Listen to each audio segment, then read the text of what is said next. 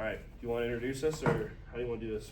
Yeah, let's this is the Nate and Will podcast. We are talking about sports representation in the media today. We talk about all things sports, sports related, sports adjacent, sport vertical, sport horizontal, everything you can think of. Sport perpendicular. Nate and I have probably discussed it before class, after class, made jokes about each other, how good or bad the Seahawks will be, how good or bad the Bills will be. So Singers. let's get right into it. You have anything you wanted to bring up that we did, or any research that we were talking about earlier? Just kind of how the NFL is trying to lighten their image up a little bit with kind of like the Walter Payton Man of the Year award. Ooh, that's a good take. I didn't even think about that. A lot when you consider NFL personalities outside of the actual playing, you see guys like Justin Tucker, Deshaun Watson. You know, the two guys that don't do a lot of good outside the NFL, and then you see players competing for the Walter Payton Award. Mm-hmm. I don't know if everybody knows what that is, but would you want to explain what that is? The Walter Payton Man of the Year award was initially made for Walter Payton Walter Payton. He was a great running back. He did great things on the field, but he also did a lot of good things off of the field, which is kind of like why the award was made. And it's to honor not only Walter Payton, but the person who wins it every year. So What do you have to do to win it? you have to be an upstanding citizen. You can't be a Justin Tucker. You have to be kind of like a Josh Allen, Eric Armstead type of guy, where you're in the community helping out other people and donating. So are these normally for people that are like volunteering, or do they have their own charities or something? Like, they have their own charities. One I know is a player, Chetano Osu. He raises money for people that live in Nigeria, his home country. So it's sweet. yeah, So pretty sick. why would the NFL? What is the NFL doing that wants to raise their public opinion, and how does the media criticizing the NFL if they don't do that? The NFL is currently facing a little bit of backlash because of lack of punishment for some of the players, especially when the Deshaun Watson stuff came out. Oh, okay. He only got so many games suspended for doing something that should land, allegedly doing something that could land someone life in prison. The greatest Bills running back to ever play. Yep. O.J. Simpson. Fair. That's fair. We're gonna bring back Bountygate. Bountygate. It's a very. That's another one that was weirdly represented in the media. Is that with the Saints or? I was with 3 different teams because it was caught with the Saints, but so Bountygate is there's a defensive coordinator for the Saints in like the mid 2000s, right? Yeah, mid 2000s around there. Where he would pay his defensive players for every injury they would cause to the opposing team. And so they were basically had paid incentives to give people concussions, break limbs, injuries, do irresponsible damage. And when you're tackling a 200-pound man going almost 20 miles an hour, you have to tackle him the right way, or you are increasing the damage to yourself. There have been now rules passed that you can't lead with the helmet. It's targeting because you're now bringing more damage to your skull and your brain. There have been a ton of players who have committed suicide with CTE. That's a whole different media ballgame That's a whole with thing. the NFL silencing studies and everything, and all the movies that were made for it. But Bountygate relates to a specifically defensive coordinator who was leaked that he was paying his players on the Saints, and they found him doing the same thing on the Redskins, which is now the Commanders, and then also on the Browns. And so it was 3 different teams that were leaked that, we were paid to hurt people. And if you watch the defensive game of the Saints in that era of Bountygate, it is so obvious after hearing the what was happening behind the scenes. It is absurd. It very much is. You would never hear a story like that today. That would just not go under the radar. I think that's just because so much media coverage with the Hard Knocks being out too. With just so much media coverage in locker rooms, just in front offices, and even on GMs and head coaches, defensive coordinators, OCs.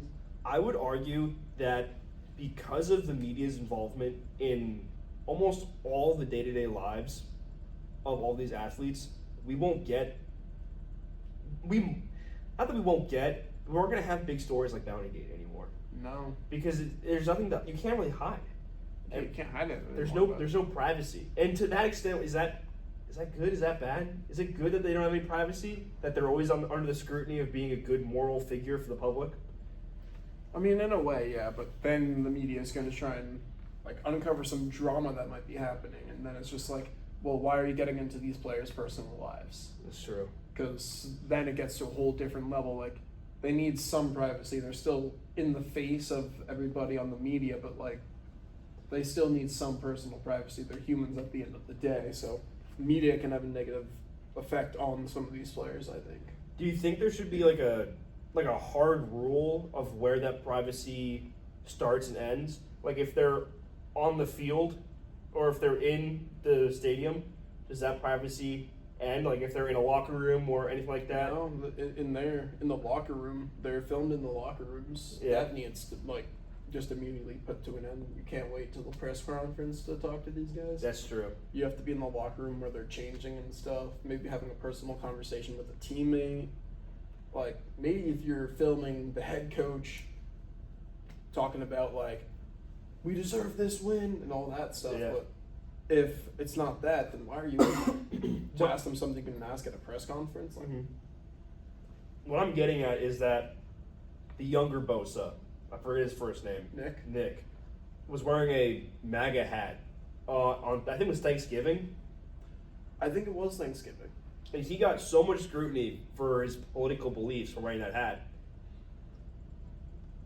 I believe you also got fined, right? You got fined so much money. But I'm saying that like that privacy ends on national television. Mm-hmm. But does he need to get fined for showing a political message on it? I would assume yes. I think where the NFL stands on that it probably should for all political messages, because they don't, again with Palestine and Israel, they try to get away from that stuff too, because it's political and they don't like politics that much because they're football. It doesn't have to be about politics. So then if he wore the hat in like the locker room, would he be gotten fined? I think he would have. Interesting. With how the NFL is, I think he would have. Interesting.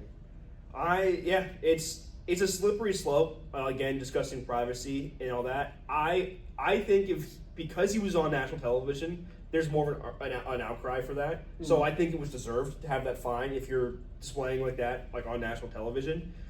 Should the media?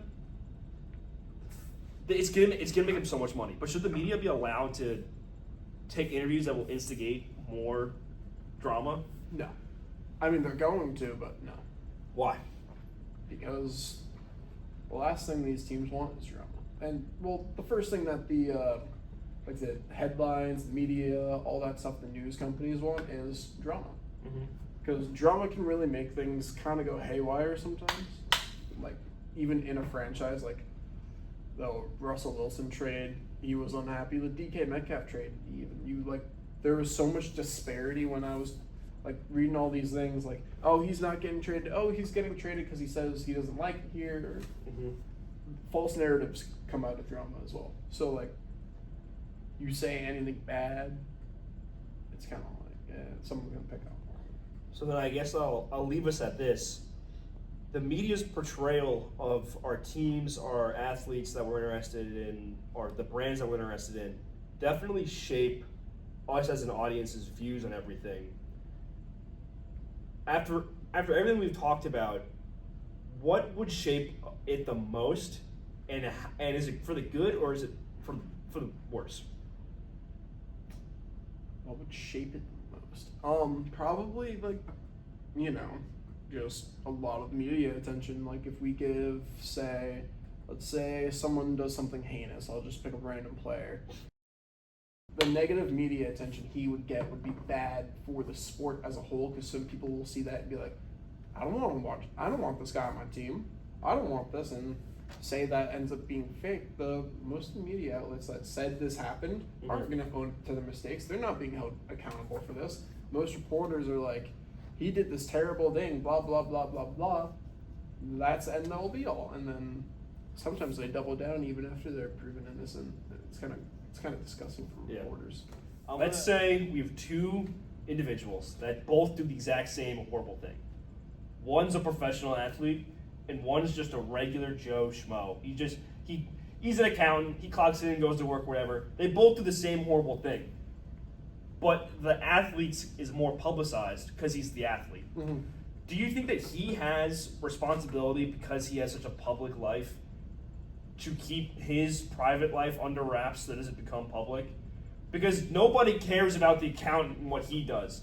So do you think it's fair to the athlete that he's under scrutiny from the media and that if he does anything out of line, it will get publicized? I mean, and I'm not saying like we should protect these people. They both did a horrible thing. Yeah. So like it's not like I'm like, oh, I'm trying to catch you with something. I'm just curious. I'm just wondering. I think the athlete has he's more inclined to watch what he says and really pay attention to what he does, because that can have bad things happen to him and loved ones around him, like that could ruin reputation for a while, especially in the big world media. Now our Joe Schmo, he has nothing, well, he's going to prison, but he has pretty much nothing to worry about when it comes to the media, unless it's like that heinous that it does get some media attention. But like that NFL athlete, people talk, and when they see it on the media, they're going to text their friends and be like, oh, look at this, you know what I mean? Like, I guess what I should say is like, if we looked at a crime like what Henry Ruggs or Rashee Rice committed, two very similar things. Just Henry Ruggs was very intoxicated and Rashee Rice wasn't. If we had our Joe Schmo do that, I think if Joe Schmo wasn't caught, does like accidents happen every day, especially on highways, yeah, and all that. But I think really it doesn't get as much media attention as if Rashee Rice or Henry Ruggs did, because people still talk about Henry Ruggs. Sure. Yeah. Sure. Like this guy, he's probably gonna be brought up in like a criminal justice class maybe, or like a driving class or something like further down the road, but he's not gonna be like constantly in the media. I still hear people talking about Henry Ruggs sometimes. It's always on my mind. Yeah. Thank you for watching the Will and Nate podcast, proudly sponsored by Tapwater Incorporation. Love tap water, dude. Oh my god. Probably the best water. Depends on where you are. All right. On next episode, we'll discuss what's the best water and where it's from. And we will be talking about Flint, Michigan. So tune in for next time.